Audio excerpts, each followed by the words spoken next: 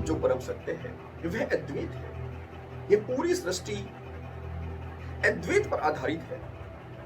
लेकिन जिस भांति से हम इस जगत को, सृष्टि को देखते हैं, हमारी वह नजर विभाजनकारी होती है, वह द्वैत पर आधारित होती है। हम चीजों को खंड खंड करके, विभाजित करके देखते हैं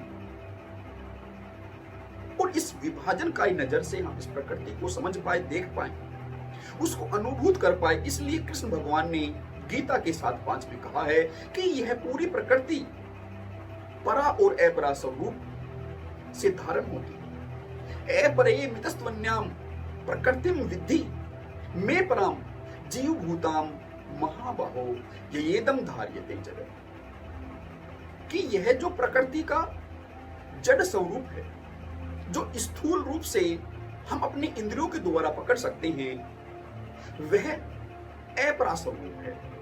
और जो सूक्ष्म स्वरूप है, जो इस हमारी इंद्रियों के पकड़ने से बाहर है, वह परा स्वरूप है। लेकिन ये दोनों स्वरूप कहीं भी विभाजित नहीं है, ये अविभाज्य है।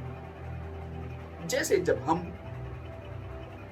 किसी पेड़ को देखते हैं तो जो पेड़ का ऊपरी हिस्सा है वही हमारी नजरें उसको पकड़ पाती है, लेकिन जो उसकी जड़ें हैं वह हमसे छूट जाती है।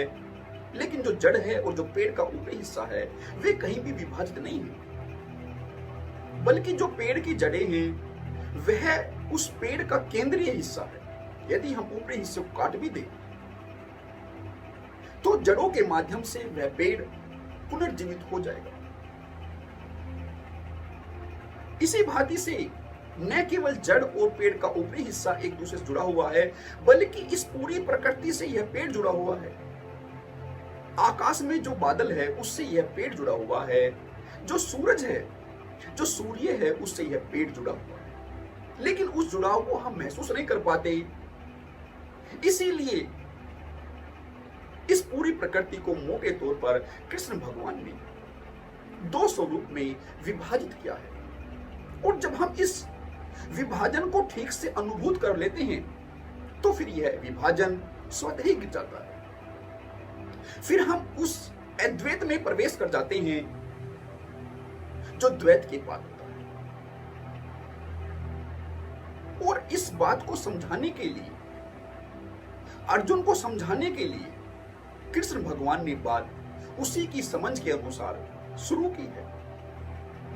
एक कहानी है कि एक जुगनू एक शहर के बाहर जो एक फकीर रुका हुआ था उसके पास रात्रि में पहुंचता है और कहता है कि यह जो तुम पूरा शहर जगमगाते हुए देख रहे हो, यह सब मेरे कारण है। यदि मैं अपनी जगमगाहट को बंद कर दूं तो यह पूरा शहर अंधकार में डूब जाता है। यह पूरी जो तुम रोशनी देख रहे हो शहर के अंदर, यह मेरे ही कारण है। तो वह फकीर उस जुगनू की हाँ में हाँ भरता है और वह बात वहीं से शुरू करता है जहां से उस जुगनू को समझ में आती है। तो कथा में ऐसा वर्णन है कि उनकी जो बात है पूरी रात चलती है, लेकिन अंत में वह जुगनू फकीर हो जाता है। लेकिन फकीर को शुरुआत करने के लिए उस जुगनू की हाँ में हाँ भरनी पड़ी थी,